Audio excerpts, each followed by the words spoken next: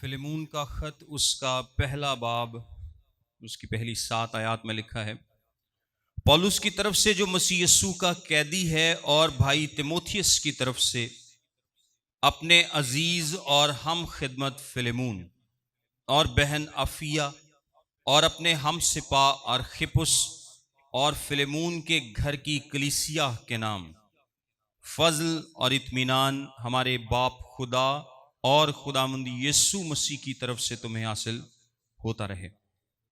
میں تیری اس محبت کا اور ایمان کا حال سن کر جو سب مقدسوں کے ساتھ اور خداوند یسوع پر ہے، ہمیشہ اپنے خدا کا شکر کرتا ہوں اور اپنی دعاؤں میں تجھے یاد کرتا ہوں، تاکہ تیرے ایمان کی شراکت تمہاری ہر خوبی کی پہچان میں مسیح کے واسطے مؤثر ہو، کیونکہ اے بھائی مجھے تیری محبت سے بہت خوشی اور تسلی ہوئی، اس لیے کہ تیرے سبب سے مقدسوں کے دل تازہ ہوئے ہیں۔ آمین۔ لاسٹ سنڈے بھی اس پیسج پر ڈسکس کر رہے تھے اور معافی کے تعلق سے ہم نے بہت ساری باتوں کو سیکھا تھا۔ آج ہم اسی کو کنٹینیو کریں گے، کیونکہ معافی جو ہے یہ ایک بڑا ہی اہم اور زبردست ٹاپک ہے، پرانا عہد ہو یا نیا عہد ہو، اور تقریباً 75 تصویری شکلیں کلام مقدس میں پیش کی گئی ہیں معافی کے تعلق سے، اور یہ معافی اتنی ضروری ہے۔ میں نے آپ کو بتایا تھا کہ اگر آپ معاف نہیں کریں گے تو خدا آپ کو بھی معاف نہیں کرے گا، اگر آپ معاف نہیں کرتے خدا آپ کو بھی معاف نہیں کرتا۔ اور ہماری جو سوسائٹی ہے، بیسیکلی ہمارا جو کلچر ہے، یہ ہمیں معاف کرنا نہیں سکھاتا، یہ ہمیں بدلہ لینا سکھاتا ہے۔ ایسا ہے کہ نہیں؟ وینجنس، بدلہ۔ اور اس کی جو ڈپکشن ہے، یعنی اگر آپ جو دیکھیں جو ماڈرن دور کی فلمیں ہیں تو اس میں ہیروز کون ہوتے ہیں ہمارے؟ ریمبو جیسے ہیروز، یا سلطان راہی، یا فلاں فلاں جو بھی ہے، تو مجھے عرصہ ہو گیا کوئی فلم دیکھے۔ لیکن ہیروز بیسیکلی کیا دکھاتے کیا ہیں؟ کہ اس کے ساتھ کسی نے زیادتی کی اور اس نے کیا کیا؟ اپنا بدلہ لیا، اور وہ تو بدلہ لے رہے ہیں، ایسے بیٹھے ناڑے میں خوش ہوتے رہنے ہیں، مارنو۔ اس کا مطلب پتہ ہے کیا؟ اس کا مطلب ہے کہ وہ ہمارے اندر بھی وہ بات پائی جاتی ہے، ہمارے دلوں میں بھی ہے کہ ہاں اس سے بدلہ لیا جائے، اس نے زیادتی کی ہے، اس سے بدلہ لیا جائے۔ سو معافی اتنی جلدی آپ کو سوسائٹی میں ملتی نہیں ہے، اس کو پروموٹ نہیں کیا جاتا، اس کو ویکنس سمجھا جاتا ہے۔ اور پھر ظاہری سی بات ہے کہ جب ایک سوسائٹی میں، جب ایک معاشرے میں معافی کا رجحان نہیں ہے تو پھر غصہ، بٹرنس، کڑواہٹ اور جو طبیعت کا زہریلا پن ہے، ان چیزوں کا ہونا تو پھر لازمی ہے، یہ تو پھر لازمی آپ کی زندگی میں ہوں گی۔ اور میں 4 باتیں آپ کو بتاتا ہوں، اور یہ بڑی مزے کی بات ہے، ان کو غور سے سنیے گا کہ اگر آپ معاف نہیں کرتے تو 4 چیزیں ہیں جو کہ آپ کی زندگی میں ہوتی ہیں اور یہ لازمی ہوتی ہیں۔ سب سے پہلی چیز جو آپ کی زندگی میں ہوتی ہے وہ یہ ہے کہ معاف نہ کرنے کا رویہ آپ کو آپ کے ماضی میں قید کر دیتا ہے۔ سمجھے آپ اس بات کو؟ جب آپ معاف نہیں کرتے تو یہ رویہ آپ کو آپ کے ماضی میں قید کر دیتا ہے، آپ کو باندھ دیتا ہے، آپ کو جکڑ دیتا ہے۔ ایک زخم ہے جو کہ تازہ رہتا ہے، ایک درد ہے جو کہ زندہ رہتا ہے، ایک غصہ ہے جو کہ بڑھتا رہتا ہے۔ آپ جس شخص نے آپ کے ساتھ زیادتی کی ہے اس کو ساری عمر آپ کو دکھ پہنچانے کا لائسنس دے دیتے ہیں۔ ایسا ہے کہ نہیں؟ کسی بندے نے آپ کے ساتھ زیادتی کی، آپ اس کو معاف نہیں کرتے، اب جب بھی آپ اس کو یاد کریں گے تو آپ کیا ہے؟ ماضی میں چلے جائیں گے۔ آپ کیا کریں گے؟ ماضی میں چلے جائیں گے۔ اس کا مطلب ہے کہ معاف نہ کرنے کے رویے نے آپ کو آپ کے ماضی میں قید کر دیا، باندھ دیا ہے، اس زخم کو تازہ رکھا ہوا۔ اب جب بھی آپ اس کو یاد کریں گے تو آپ کو کیا ہوگا؟ دکھ ہوگا، آپ کو تکلیف ہوگی۔ اس شخص کو آپ نے زندگی بھر کا لائسنس دے دیا کہ بھئی تو مینوں تکلیف پہنچانا رہا ہے، جدوں میں تینوں یاد کراں گا۔ اور آپ اکثر لوگوں کے منہ سے یہ بات سنیں گے کہ یار جدوں مینوں یاد آندی ہے نا، مینوں غصہ چڑھ جاندہ ہے، یار میں کھولدا ہے، میرا خون کھولدا ہے، میرا دل کردا ہے میں ادھے نال پتہ نہیں کی کر دوں۔ تو سب سے پہلا جو اثر آپ کی زندگی پر ہوتا ہے، نا معاف کرنا آپ کو آپ کے ماضی میں قید کر دیتا ہے۔ ایک دوسری چیز ہے جو کہ آپ کے ساتھ ہوتی ہے، اور وہ ہے کہ آپ کڑواہٹ سے بھر جاتے ہیں، آپ زہریلے پن سے بھر جاتے ہیں، بٹرنس سے بھر جاتے ہیں۔ یعنی جب آپ اس کو یاد کریں گے آپ کو غصہ آئے گا، آپ کی شخصیت میں وہ غصہ نظر آنا شروع ہو جائے گا، آپ اس سے بچ نہیں سکتے، آپ اس سے بھاگ نہیں سکتے، سخت مزاج ہو جائیں گے، الزام لگائیں گے، زہریلے بن جائیں گے، لوگ آپ کو برے لگنے شروع ہو جائیں گے، آپ کی زندگی میں کڑواہٹ ہوگی، کیونکہ آپ معاف نہیں کر رہے۔ آپ نے اس زخم کو ابھی بھی کیا رکھا ہوا ہے؟ تازہ رکھا ہوا ہے۔ اور میں آپ کو بتاؤں، یہ جو کڑواہٹ کا رویہ ہے، یہ بیسیکلی ایک انفیکشن ہے۔ یہ کیا ہے؟ ایک انفیکشن ہے، اور جب تک انفیکشن آپ کے جسم میں موجود رہتا ہے، وہ کیا کرتا ہے؟ آپ کو دکھ پہنچاتا رہتا ہے۔ تو بیسیکلی آپ کو کیا کرنا ہے؟ اس انفیکشن کو ختم کرنا ہے۔ تو یہ اینٹی بائیوٹک کی ہے معافی۔ جب آپ معاف کریں گے، آپ اس زخم کو کیا کریں گے؟ بھر دیں گے، آپ اس درد کو بھول جائیں گے، آپ اس غصے کو ختم کر دیں گے، آپ کی زندگی سے کڑواہٹ جاتی رہے گی، آپ ان زنجیروں سے آزاد ہو جائیں گے، اور آپ اس شخص سے آپ کو تکلیف پہنچانے کا لائسنس واپس لے لیں گے۔ آپ کہیں گے اب مزید تم مجھے تکلیف نہیں پہنچا سکتے، کیونکہ میں نے کیا کر دیا ہے؟ معاف کر دیا ہے، میں نے معاف کر دیا ہے، میں نے جانے دیا ہے۔ سو معافی آپ کو مضبوط کرتی ہے۔ ایک تیسرا کام ہے جو کہ نا معاف کرنے کا رویہ کرتا ہے، اور وہ ہے شیطان کے لیے دروازے کھول دیتا ہے۔ آپ کو پتا ہے کہ جب کسی کا ہم ویلکم کرتے ہیں تو اس ویلکم میں کیا چیز شامل ہوتی ہے؟ ہم اگر کسی کا بہت ہی اچھا ویلکم کرنا ہو تو ہم اس کے لیے ریڈ کارپٹ بچھاتے ہیں، ایسا ہے کہ نہیں؟ یا پھول پتیاں سوٹ دینے، یا ریڈ کارپٹ، یا کچھ نہ کچھ جس سے ہماری محبت ظاہر ہوتی ہے کہ ہاں ہم تمہیں کھلے دل سے کیا کرتے ہیں؟ ویلکم کرتے ہیں۔ نا معاف کرنے کا رویہ ابلیس کے لیے ریڈ کارپٹ بچھانے والی بات۔ میرے ساتھ اگر آپ ایک حوالہ دیکھیں، افسیوں کا خط اس کا 4 باب اور اس کی 26ویں اور 27ویں آیت میں لکھا ہے، غصہ تو کرو مگر گناہ نہ کرو، سورج کے ڈوبنے تک تمہاری خفگی نہ رہے، یعنی معاف کر دو۔ اور 27ویں آیت میں کیا لکھا ہے؟ اور ابلیس کو موقع نہ دو۔ مطلب یہ ہے کہ اگر آپ معاف نہیں کریں گے، اگر آپ اسی غصے میں سو جائیں گے تو کیا ہوگا؟ ابلیس کو موقع ملے گا۔ آپ اس کو ویلکم کر رہے ہیں کہ تو آ جاتے ہوں جو مرضی کر لیں، اور بہت سارے جو موقع ہم ابلیس کو دیتے ہیں، اگر آپ اس کو سمجھیں تو ایک بڑا موقع ہے نا معاف کرنے کا رویہ جو ہم اس کو پرووائڈ کرتے ہیں کہ اس کے ذریعے وہ ہماری زندگی میں اپنا کام کر سکتا ہے، اس کو ایک سٹرونگ ہولڈ ملتا ہے، اس کو ایک انٹری پوائنٹ ملتا ہے جس سے وہ آپ کی زندگی میں کام کر سکتا ہے۔ ایک اور حوالہ ہے 2 کرنتھیوں کا خط اس کا 2 باب، میں پڑھ دیتا ہوں۔ کرنتھیوں کا 2 خط اس کا 2 باب اور اس کی 10ویں آیت سے لکھا ہے، جسے تم کچھ معاف کرتے ہو اسے میں بھی معاف کرتا ہوں، کیونکہ جو کچھ میں نے معاف کیا اگر کیا تو مسیح کا قائم مقام ہو کر تمہاری خاطر معاف کیا۔ پھر 11ویں آیت میں لکھا ہے، تاکہ شیطان کا ہم پر داؤ نہ چلے، کیونکہ ہم اس کے ہیلوں سے ناواقف نہیں۔ یعنی اگر میں معاف نہیں کروں گا تو شیطان کا داؤ ہم پر چلے گا، لیکن اگر ہم معاف کریں گے تو اس کا داؤ ہم پر نہیں چلے گا۔ 3 باتیں ہو گئیں کہ یہ رویہ آپ کو آپ کے ماضی میں قید کر دے گا، آپ جکڑے جائیں گے، درد میں رہیں گے، تکلیف میں رہیں گے، آپ کا زخم زندہ رہے گا، اور وہ شخص جس نے آپ کے ساتھ زیادتی کی، اس نے معافی مانگی نہیں مانگی، آپ نے معاف نہیں کیا، تو وہ آپ کو زندگی بھر تکلیف دیتا رہے گا۔ اس کے بعد آپ کی شخصیت میں کڑواہٹ بھر جائے گی، آپ زہریلے بن جائیں گے۔ اور جی میں پنجابی سے کہتے ہیں نا، لوگ تسی اڈ اڈ کے پاؤ گے لوگوں، اور سارے لوگ کہیں گے یار چنگا بھلا ہوندا سی، پتہ نہیں انہوں کی ہویا۔ کیوں؟ کیونکہ آپ کے دل میں کڑواہٹ بھری ہے، آپ کے دل میں تسلی نہیں ہے، سکون نہیں ہے، کیونکہ آپ نے کیا کیا ہے؟ آپ نے معاف نہیں کیا۔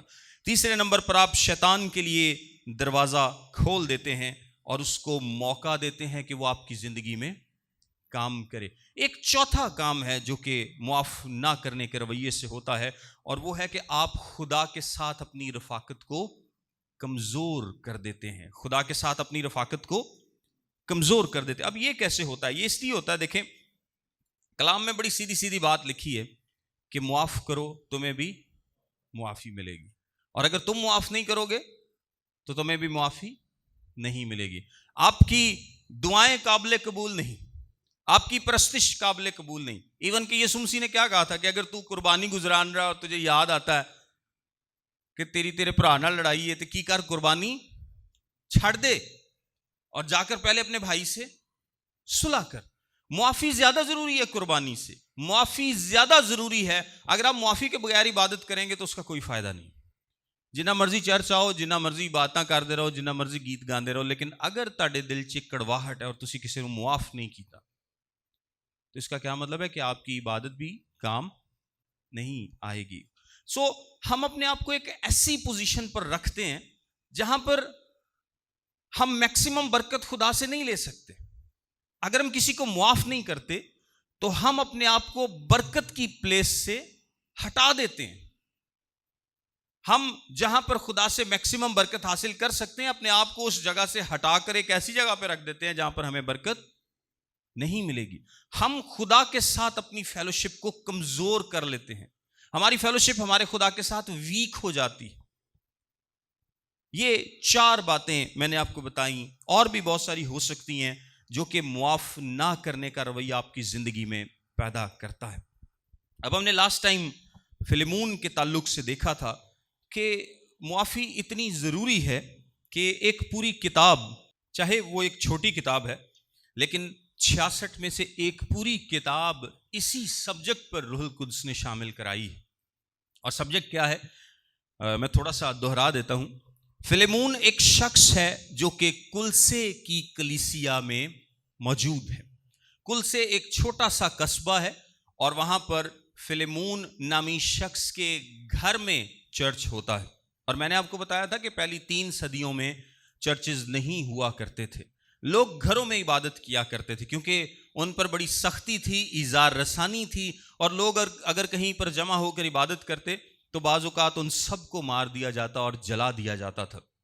سو لوگ ڈرتے تھے، ڈر کے گھر میں چھپ کے عبادت کیا کرتے تھے۔ یہ اس وقت کا ایک رائج اصول تھا، بلڈنگز نہیں تھی۔ سو عموماً زیادہ تر کلیسیا تو غریب تھی، لیکن کلیسیا کے چند لوگ امیر بھی ہوا کرتے تھے، اور جو امیر لوگ ہیں جب وہ کنورٹ ہوتے تو ان کے گھروں میں عبادت ہوا کرتی تھی۔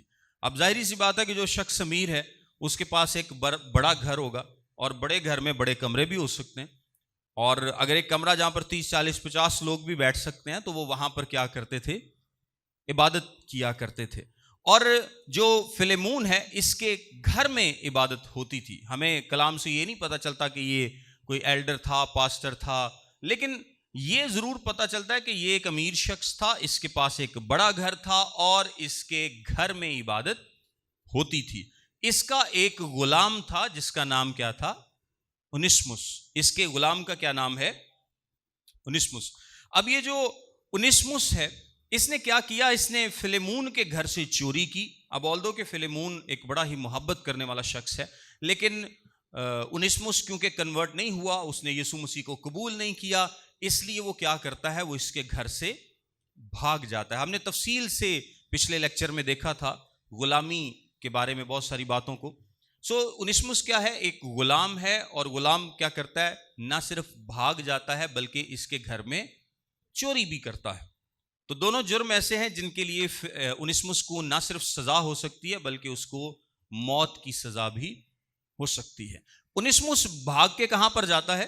روم میں، کیونکہ روم اس وقت ایک بڑی آبادی کا شہر تھا، تقریباً 8-9 لاکھ اس کی آبادی تھی، اور ہم نے دیکھا تھا کہ وہاں پر جا کر چھپنا اس لیے آسان تھا کیونکہ بہت سارے غلام کیا کرتے تھے؟ بھاگ کر روم میں چلے جایا کرتے تھے، اور وہاں پر اکثر وہ مالکوں سے بچ جاتے تھے۔ اب دیکھیں اتنی بڑی دنیا ہے، جو بھی اس وقت کی دنیا ہے، اس میں ایک بڑے شہر میں جا کر چھپنا آسان ہے، کمپیریٹیولی اس کو ڈھونڈنا اتنا مشکل نہیں ہے۔ اور جب لاکھوں کی تعداد میں غلام موجود ہوں تو اگر ایک بندے دا غلام دوڑ بھی جائے گا تو ساری حکومتی مشینری نے وہ غلام نو تھوڑی لابدے پھرنا ہے.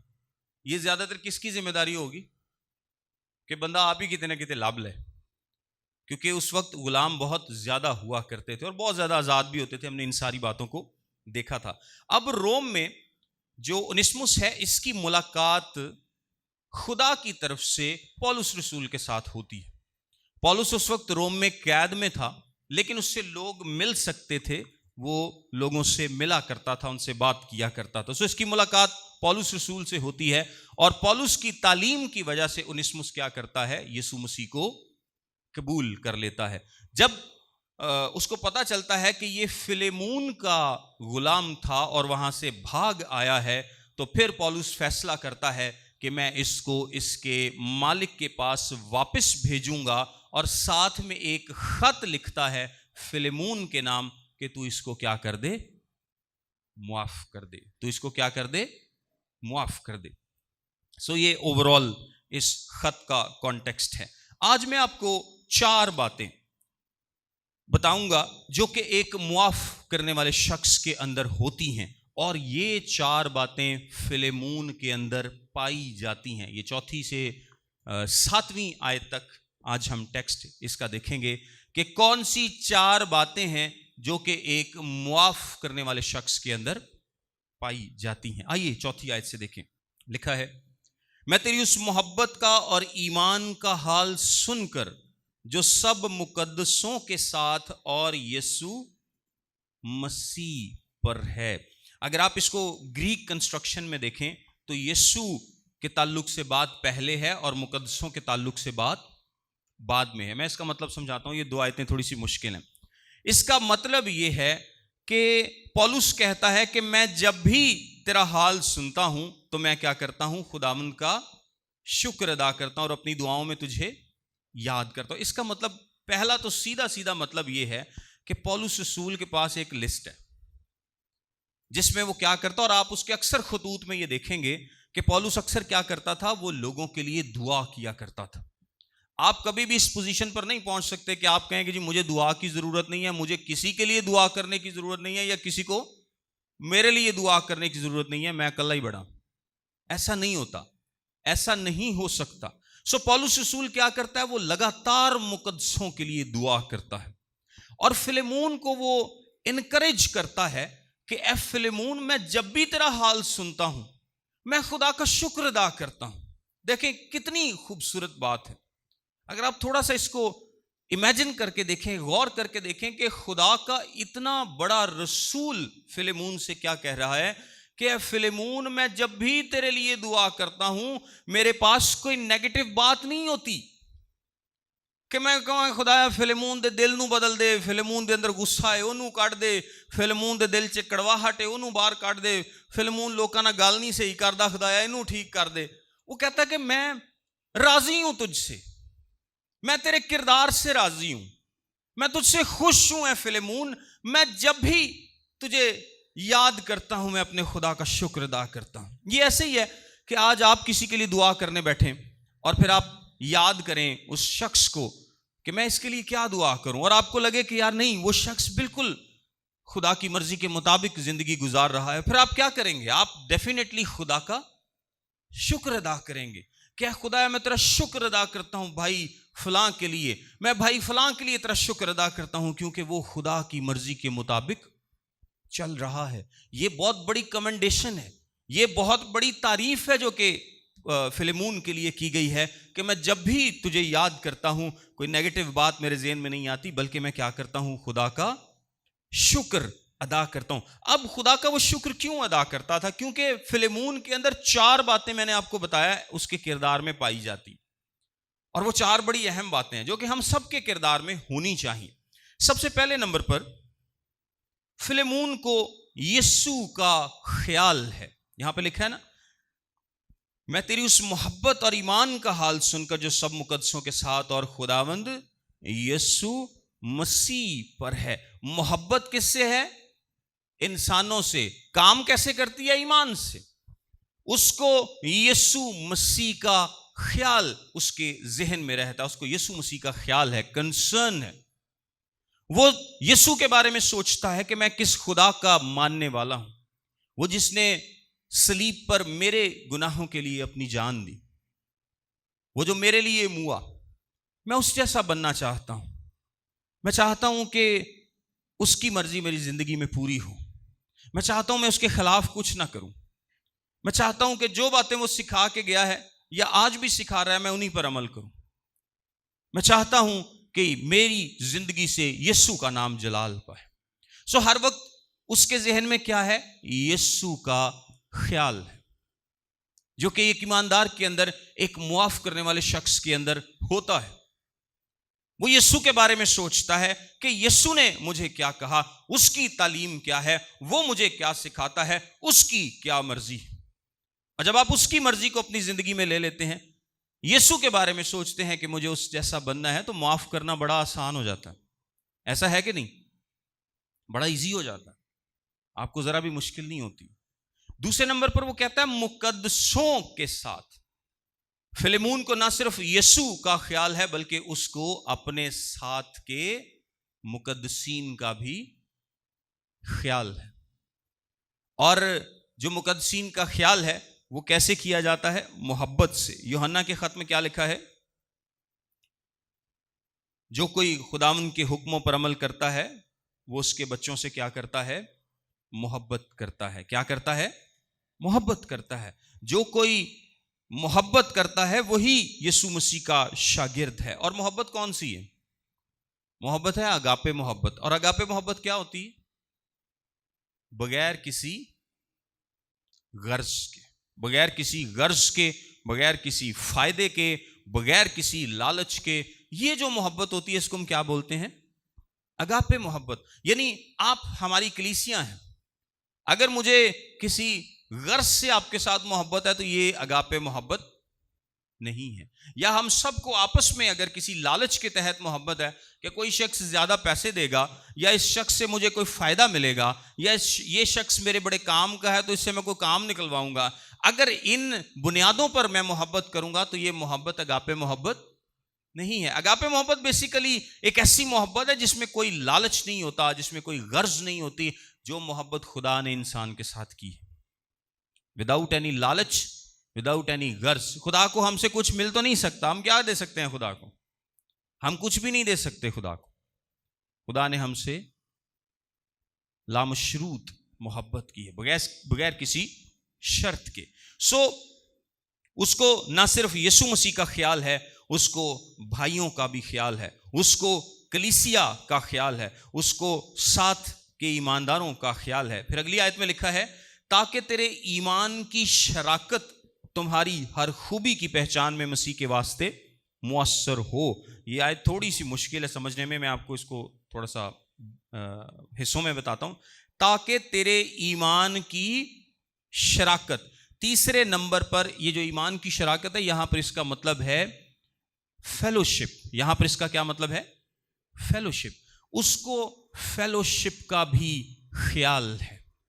اس کا نہ صرف یسوع کا خیال ہے، اس کو کلیسیا کے ممبران کا خیال ہے، وہ لوگوں کے ساتھ محبت کرتا ہے، اس کو فیلوشپ کا، رفاقت کا بھی خیال ہے۔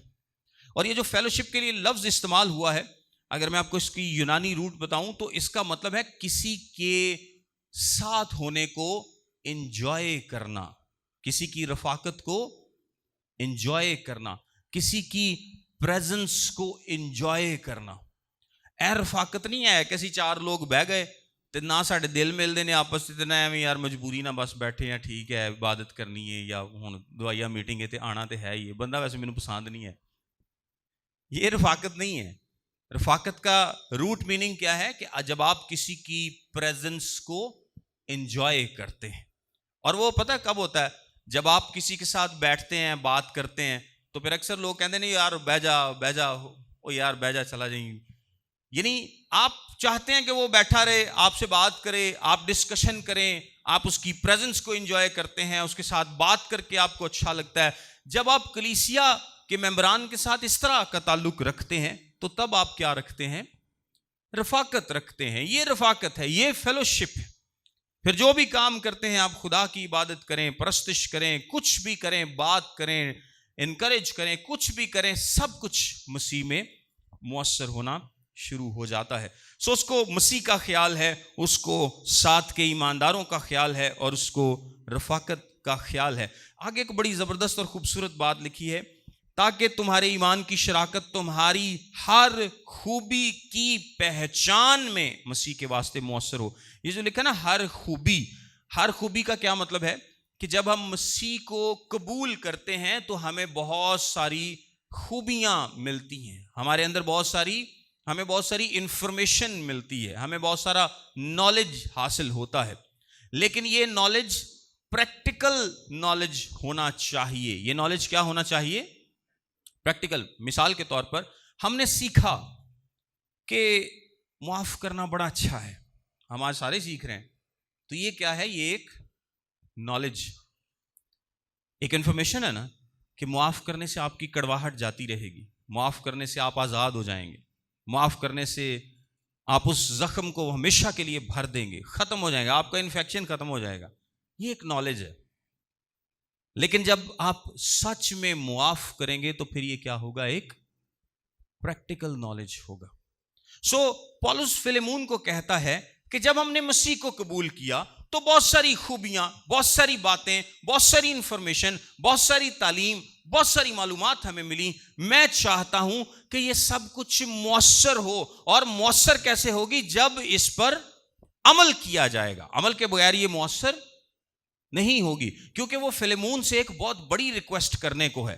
اور ریکویسٹ کیا ہے؟ کہ تو اپنے غلام کو معاف کر دے. سو وہ اس سے پہلے فلیمون کی تعریف کر رہا ہے، اس کو یاد کرا رہا ہے کہ تو ایسا شخص ہے جس کو مسیح کا بھی خیال ہے، تو ایسا شخص ہے جس کو لوگوں کا بھی خیال ہے، تو ایسا شخص ہے جو کہ رفاقت کو، لوگوں کے ساتھ وقت گزارنے کو پسند کرتا ہے، اور تیرے پاس انفارمیشن بھی ہے. اب میں چاہتا ہوں کہ وہ انفارمیشن ساری باتوں میں مؤثر ہو. اور مؤثر کس طرح سے ہوگی؟ جب تو پریکٹیکلی ایک بڑا قدم اٹھائے گا. اور اپنے غلام کو معاف کر دینا، نہ صرف معاف کرنا بلکہ اس کے ساتھ اپنے بھائیوں جیسا سلوک کرنا، یہ کوئی چھوٹی بات نہیں تھی. اتنے کو کام والی تاڑی کو چوری کر کے توڑ دے، ساڑھے کو تو وہ نہیں معاف ہوندی چھیتی. غلام تے دور دی گل ہے. کی خیال ہے؟ کوئی رشتہ دار کوئی غلطی خطا کر بیٹھے تو ساڑھے کو تو انہوں نے نہیں معافی دیتی جاندی. مختلف شرطاں کنڈیشناں لا لو کے تے اسی بس وہ توری رکھنے کام نو. سو وہ کہتا ہے کہ مسیح کے واسطے مؤثر ہو. یعنی یہ سب کچھ کیوں کیا جائے گا؟ مسیح کے واسطے کیا جائے گا. کس کے واسطے؟ مسیح کے واسطے کیا جائے گا.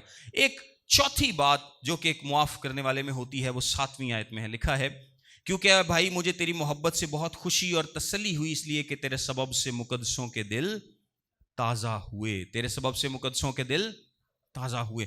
دیکھیں وہ کہہ رہا ہے تجھے مسیح کا بھی خیال ہے، تجھے لوگوں کا بھی خیال ہے، تجھے رفاقت کا بھی خیال ہے. اور میں چاہتا ہوں کہ یہ اور زیادہ مضبوط ہو جب تو مسیح میں معاف کرے گا تو وہ انفارمیشن پریکٹیکل میں تبدیل ہوگا.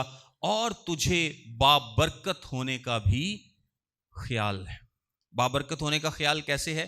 کیونکہ لکھا ہے کیونکہ اے بھائی مجھے تیری محبت سے بہت خوشی اور تسلی ہوئی، اس لیے کہ تیرے سبب سے مقدسوں کے دل تازہ ہوئے. مقدسوں کے دلوں کو تازہ کرتا تھا فلیمون. اب تازہ کیسے کرتا تھا؟ وہ میں نے آپ کو بتایا کہ کوئی ایلڈر پاسٹر نہیں ہے وہاں پر. افراس نامی شخص جو ہے وہ کلسے کی کلیسیا کا لیڈر ہے، اور وہ اس وقت کہاں پر ہے؟ وہ روم میں پولس کے ساتھ ہے. افراس کہاں پر ہے؟ روم میں پولس کے ساتھ ہے.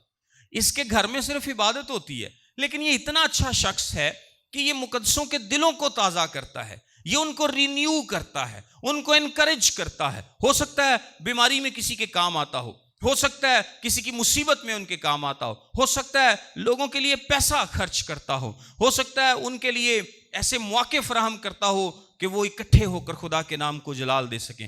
مختلف قسم کے کام کرتا ہوگا، لیکن الٹیمیٹلی جو بتانے کا مقصد ہے وہ یہ ہے کہ یہ مقدسوں کے دلوں کو خوش کرتا ہے، ان کو رینیو کرتا ہے، ان کو تازگی بخشتا ہے. اور جب لوگ اس سے ملتے ہیں، جب لوگ اس کے پاس آتے ہیں تو وہ خوش ہوتے ہیں. کلیسیا 'ਚ کچھ ایسے لوگ ہوندے نے جنہاں نوں تسی مل کے بڑے خوش ہوندے ہو. اور ویسے بھی اگر کلیسیا میں کوئی ایسا شخص ہو جو کہ دوسروں کے لیے تازگی کا سبب بنے، رینیول کا سبب بنے، حوصلے کا سبب بنے، انکریجمنٹ کا سبب بنے، تو سارے لوگ ہی اس سے خوش ہوتے ہیں. اور ضروری نہیں کہ وہ شخص پاسٹر ہو، ضروری نہیں شخص وہ لیڈر ہو، ضروری نہیں اس کے پاس کوئی عہدہ ہو، اور یہ بھی ضروری نہیں کہ وہ امیر ہو. امیر ہے تو وہ اپنے روپے پیسے کو استعمال کر سکتا ہے، اس کے پاس کوئی سکل ہے تو وہ اس کو استعمال کر سکتا ہے، اپنے اچھے اخلاق کو استعمال کر سکتا ہے. کیونکہ بہت دفعہ جب ہم کمزور پڑتے ہیں تو ہمیں قوت پانے کے لیے، اسٹرینگتھن ہونے کے لیے باتیں ہی کافی ہوتی ہیں. ضروری نہیں ہے کہ آپ ہر باری تسی پیسہ لاؤ گے تو پھر ہی اگلا بندہ خوش ہوئے گا. آپ کسی سے انکریجمنٹ کی بات کرتے ہیں، اس کو سپورٹ کرتے ہیں، اس کے ساتھ کھڑے ہوتے ہیں، اس کے ساتھ مل کر دعا کرتے ہیں، تو یہ باتیں بھی کیا بنتی ہیں؟ اگلے شخص کی خوشی کا سبب بنتی ہیں. سو پولس اس کو کہتا ہے کہ تیرے سبب سے مقدسوں کے دل تازہ ہوئے ہیں. سو 4 باتیں میں نے آپ کو بتائی ہیں جو کہ ایک معاف کرنے والے شخص کے اندر ہوتی ہیں، جو کہ اس خط سے ہمیں پتہ چلتا ہے. سب سے پہلے اس کے دل میں ہمیشہ مسیح کا خیال رہتا ہے کہ میں یہ سب کچھ کس کے لیے کرتا ہوں؟ مسیح کے لیے کرتا ہوں، مجھے اس کی مرضی کو پورا کرنا ہے. اس کے دل میں ہمیشہ لوگوں کا بھی خیال رہتا ہے. وہ اپنے آپ کو پرائیورٹائز نہیں کرتا کہ جو میں ہوں کوئی ہو نہیں سکتا. وہ سب سے محبت کرتا ہے. اس کے دل میں فیلوشپ کا خیال رہتا ہے کہ ہم سب رفاقت رکھیں، ملیں، بیٹھیں، اکٹھے دعا کریں، اکٹھے کھانا کھائیں، وقت گزاریں. اور وہ لوگوں کے دلوں کو تازہ کرتا ہے، لوگوں کے دلوں کو خوش کرتا ہے، مسیح میں سب کچھ کرتا ہے. دیکھیں پولس نے اس کی تعریف کی ہے اور خوب کی ہے. اور شاید جب افراس نے یہ لیٹر پڑھا ہوگا ایسے اور یہ باتیں اپنے بارے میں سنی ہوں گی تو ایک تواری تو خوش ہو گیا گا. کی خیال ہے؟ اتنے بڑے رسول سے اس طرح کی تعریف سننا یہ کوئی چھوٹی بات نہیں. فلیمون اس لیٹر کو پڑھتا ہے. اب یہاں پر ایک بات آپ نوٹ کریں گے، کچھ لوگ سوچ سکتے ہیں کہ شاید پولس نے ریکویسٹ کرنی تھی انیسمس نو معاف کرانا سی، اس لیے فلیمون دی بہتی تعریف کرتی. ہو سکتا ہے ہم انسان ہوتے ہو اس طرح کی باتیں سوچ لیتے. لیکن میں آپ کو بات بتاؤں، جو تعریف کسی کی بنتی ہے، جب آپ پازیٹیولی اس کی وہ تعریف کرتے ہیں تو وہ نہ صرف اگلے بندے کی انکریجمنٹ کے لیے، اس کی حوصلہ افزائی کے لیے ہوتی ہے، بلکہ وہ اس کو گناہوں سے بچنے کی ایک وجہ بھی دیتی ہے. آمین. دیکھیں جب آپ اچھا کام کرتے ہیں، جب آپ ایک حوصلہ افزا کام کرتے ہیں، اور پولس کہتا ہے کہ میں دعاؤں میں تجھے یاد کرتا ہوں تو مجھے کوئی نیگیٹو بات نہیں نظر آتی تیرے اندر. میں ہمیشہ خدا کا شکر ادا کرتا ہوں کہ کیا زبردست زندگی گزار رہا ہے یہ شخص، کیا زبردست اس کی لائف. اے خدا تیرا شکر ہو فلیمون کی زندگی کے لیے. پھر وہ کہتا ہے فلیمون میں جانتا ہوں تجھے مسیح کا خیال بھی ہے، تجھے لوگوں کا خیال بھی ہے، تجھے رفاقت کا خیال بھی ہے، تو لوگوں کے لیے خوشی کا سبب بھی بنتا ہے. اب یہ چیز فلیمون کے لیے کیا کرے گی؟ نہ صرف وہ اس سے اور انکریج ہوگا، بلکہ یہ چیز، یہ تعریف اس کو فردر گناہوں سے بھی باز رکھے گی. جب آپ کسی کی تعریف کرتے ہیں کہ آپ اچھا کام کر رہے ہیں، آپ بڑا خدا میں ٹھیک چل رہے ہیں، تو یہ چیز آپ کو ایک طرح سے اینٹیڈوٹ بھی ہوتی ہے، آپ کو ایک حوصلہ بھی دیتی ہے کہ نہیں یار لوگ مینوں انجدہ سمجھ دینے تو میں انہاں کماں چ نہیں پہنا. لوگوں کی مجھ سے یہ توقع ہے، کلیسیا کے لوگ مجھ سے آ کے کہتے ہیں کہ آپ بڑی اچھی زندگی گزارتے ہیں، ہم آپ کی زندگی کو دیکھ کر بڑے انکریج ہوتے ہیں، ہم آپ کی زندگی کے لیے خدا کا شکر ادا کرتے ہیں. تو کیا یہ چیز اگلے انسان کو مجبور نہیں کرے گی؟ اگر وہ کچھ کرنا بھی چاہے گا تو وہ ایک دفعہ سوچے گا کہ نہیں یار مجھے یہ کام نہیں کرنا چاہیے، کیونکہ لوگ میرے بارے میں یہ ایکسپیکٹ کرتے ہیں کہ میں ایسا شخص نہیں ہوں، سو میں یہ کام نہیں کروں گا. سو انکریجمنٹ، تعریف، یہ پازیٹیو ایفیکٹ ہمیشہ اپنے ساتھ رکھتی ہے اگر یہ ٹھیک طور پر کی جائے اور خوشامد کے لیے نہ کی جائے. میں آپ سب لوگوں کو انکریج کروں گا اس سے جو نیکسٹ سیشن میں ہم اس کو کلوز کریں گے فلیمون کے خط کو، اور معافی کے تعلق سے چند اور بہت اہم باتیں جو ہیں وہ سیکھیں گے. لیکن میں آپ سب کو آج انکریج کرنا چاہتا ہوں. اگر آپ کی زندگی میں اس طرح کی کوئی بھی کڑواہٹ ہے، آپ نے کسی کو معاف نہیں کیا، تو آپ بہت زیادہ برکات سے کیا ہیں؟ محروم۔ آپ ایک بڑی زبردست اپرچونٹی کو کھو رہے ہیں، آپ ایک ایسے وقت کو ضائع کر رہے ہیں جو آپ کو بعد میں کبھی نہیں ملے گا۔ مثال کے طور پہ آپ کسی کو معاف نہیں کرتے، آپ 10 سال ایسے گزار دیتے ہیں، 10 سال بعد معاف کر بھی دو۔ میں نے دیکھے ہیں ایسے خاندان، 14 سال بعد جی صلح ہوگی، 20 سال بعد جی صلح ہوگی، کی فائدہ 20 سال بھی تو ضائع کرتے۔ 20 سال آپ نے اپنے آپ کو خدا کی برکات سے محروم کر لیا، آپ نے اپنے آپ کو اطمینان سے محروم کر لیا، آپ نے اپنے آپ کو خوشی سے محروم کر لیا، آپ نے 20 سال ضائع کر دیے، اب آپ کو نہیں ملنے وہ۔ اگر آپ 20 سال بعد صلح کر بھی لیں گے اور اگر آپ بغیر معاف کیے اس دنیا سے چلے جاتے ہیں تو آپ کیسے ایکسپیکٹ کر سکتے ہیں کہ آپ کو معافی ملے گی؟ اور اگر آپ یہ سوچتے ہیں کہ نہیں یار کر دواں گا معاف، وہ یار ویکھاں گا کر داں گا، وہ کر ہی دینا ہے معاف، وقت گزارتے چلے جائیں گے تو جتنا وقت گزاریں گے بیسیکلی وہ کیا ہے؟ وقت ضائع ہو رہا۔ سو اگر کسی کے دل، آپ کے دل میں کسی کے لیے بھی کڑواہٹ ہے تو آج دیکھیں آپ اپنے آپ کو تکلیف پہنچا رہے ہیں، دوسرے کا کوئی قصور نہیں ہے، انہیں جو کرنا سی کرتا ہے۔ اب آپ کیا کریں گے؟ آپ معاف نہیں کریں گے تو آپ کس کو تکلیف دیں گے؟ کیا خیال ہے؟ خود کو تکلیف دیں گے، اور دوسرا بندہ بار بار تو نہیں آ کے آپ کو تکلیف دے رہا، یہ تو آپ خود ہے جو کہ پھر سوچتے ہیں پھر زخم تازہ کرتے ہیں، پھر سوچتے ہیں پھر زخم تازہ کرتے ہیں، اس زنجیر کو ٹوٹنے نہیں دیتے جو کہ آپ کو ماضی کے ساتھ باندھے ہوئے ہیں۔ سو میں آپ سب سے کہوں گا آپ اپنی اپنی زندگی پر غور کریں، اور اگر آپ نے کبھی آج تک کسی کو معاف نہیں کیا، آپ کے دل میں کسی کے لیے رنجش ہے، تو آج وقت ہے، آج خداوند آپ سے یہ بات کرنا چاہتا ہے کہ آپ معاف کریں تاکہ آپ کو بھی معاف کیا جائے۔ معاف کریں گے آزاد ہو جائیں گے، ہلکے ہو جائیں گے، لائٹ فیل کریں گے، اچھا فیل کریں گے، وہ جو ماضی کی زنجیر ہے نا اس کو توڑ دیں گے، پھر وہ شخص مزید آپ کو تکلیف نہیں پہنچا سکے گا۔ اور یہ ضروری نہیں ہے کہ میں نے آپ کو بتایا کہ وہ شخص آپ تسی یہ سوچو کہ نہیں وہ آ کے معافی منگے گا تو پھر ہی معاف کرنا ہے، اپنے لوں تسی معاف کر دو، اپنی طرف سے کوئی رنجش نہ رکھیں۔ God bless you.